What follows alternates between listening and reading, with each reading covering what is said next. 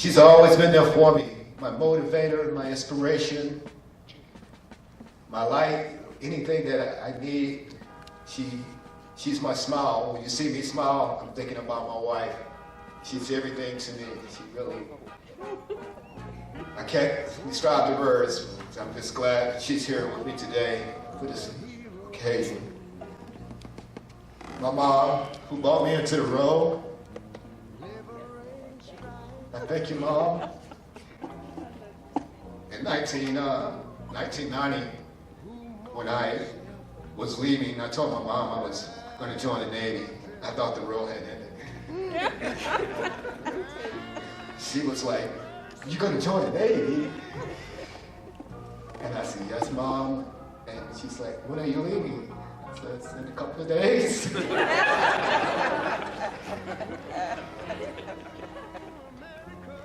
When that day came for me to leave, it was a very, very sad day. All I remember was my mom was in tears. She looked at me and she said, "There goes my son." And that's all she knew about the Navy was all the negative things, in the 90s. Had a couple of relatives that were in the Navy, and they did okay, but one of them, he actually got killed in Hurricane Hugo. His name was Gerald Thomas. We had became very close, and when Gerald passed away, I had no decision to join the Navy. The Navy wasn't really on my list. A lot of things was going on in my life at that time. I had already finished college.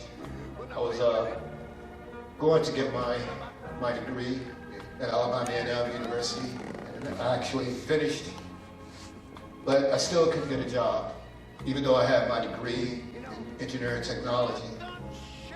Companies still would not hire me because I didn't have any hands-on experience. And looking out for my family, my little brother, my sister, my older brother Earl here, he was already in the Army at that time.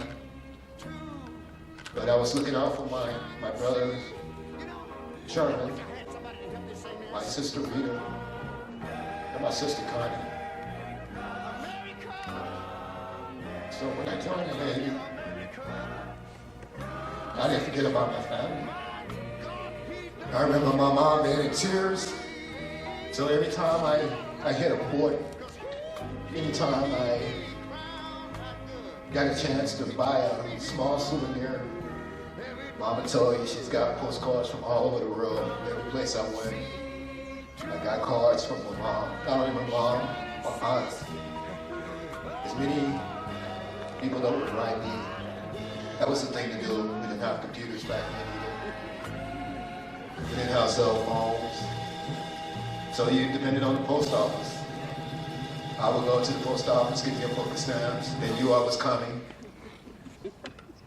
I bought my postcards at every port, and I would sit on the mess decks when I got off work or off watch. She would walk by and says, "What are you doing?" I said, "I'm writing cards to my mom, my grandmom, all my relatives." I said, "Good on you. A lot of people don't do that." He says, "Hey, before you leave, make sure you come by the office. I'll give you a card so you can call your mom." And that just touched my heart. We could go on the pier. We had the little mobile phones, and we could make the calls using those cards, no matter where we were at. 1991, my first deployment, I was in just across the Arctic Circle. Got my blue nose. And if you look at your program, you'll see me in my whites with my white hat. During that time, right after we had their ceremony, I got an Air Cross message saying that my dad had passed away. There was no way for me to call. Didn't have a helicopter on board.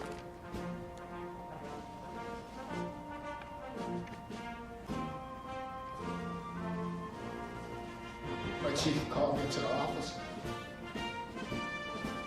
Along with the chaplain.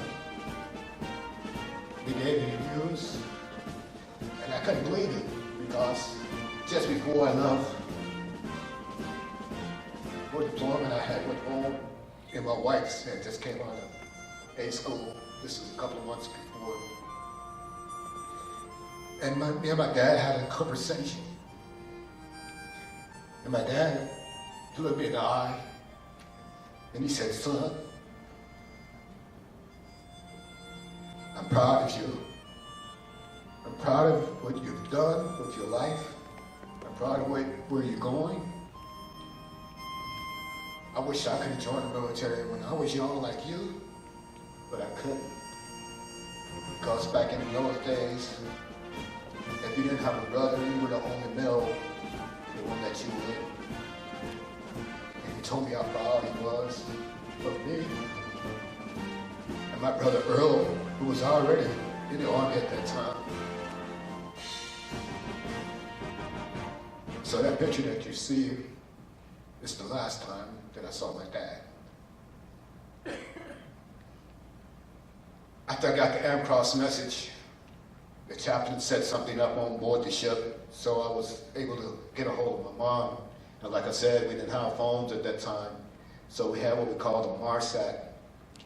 So the operator connected it somehow with my mom, and they told my mom, whenever you say something, you got to say over.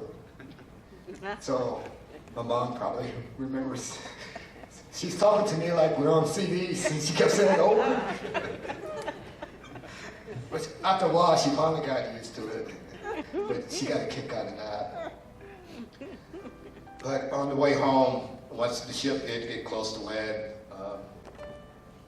I was like a family. Everybody on board, they heard the news. They all chipped in. I had enough money to fly home. I had money in my pocket to go to my dad's funeral, come back to the ship and everything. I had flowers. They just overwhelmed. I'd never seen that before. And it was like my new family. When I came back to the ship, they all embraced me. And it was like I started all over again. Why am I saying that? Every command that I'd been at, every command, it felt like home. And I know you heard that saying, home is where the heart is, but every command, from the Seattle AOE 3 to New London, Connecticut, when I worked with the submarines, love submarines. But I did get a chance to work with the submarines, and during that time, my mom, I had her to come and visit me on the submarine base. And during that time, we had 637 submarines. The Seawolf had just came out, and I was working in motor repair. And I ended up going to the 688 class, so a step above. They decided to do away with all the fish classes, the bat fish, all of those classes. The ships were fading away, so we're now on the 688 classes. But I couldn't get my mom to go on. The submarine goes in the water. It's like, "You're not going to go in the water, Mom." But she just looked at it, and that was it as far as she knew. But after New London, Connecticut, I decided to go to the aircraft carrier Abraham Lincoln. And before I left New London, my LPO at the time, M1 Hubbard, he was like, "We need recruiters here in the tri-state area, Philadelphia, New York, and New Jersey." And at that time, I had just left New Jersey for 5 years. Now I'm in New London, Connecticut for another 3 years. So I wanted to do something different. And he kept asking me to be a recruiter. And as quiet as I was like, "I'll take my chances going back out to sea on one." He's like, "You're crazy." "Take it, back-to-back shore duty. Easy, you know." And I didn't fall for it. I said, I want to go to sea. So every day he would always be hammering at in my head, and I just kept doing my job. So I finally told him, you know what, I'm leaving in about 3 weeks. I got my orders to Abraham Lincoln. He just like, look at me. So I ended up in Washington State on the Abraham Lincoln. And within 1 year, I was a first class petty officer. So I got a hold of M1 at that time. It says, M1, guess what? I made first. And he congratulated me anyway, but he still told me, you should have took those orders, you know that, right? But I had a good tour on board the Abraham Lincoln. It was very rewarding. I actually did a non-loan deployment for 10.5 months. Got a chance to meet President George Bush, shake his hand.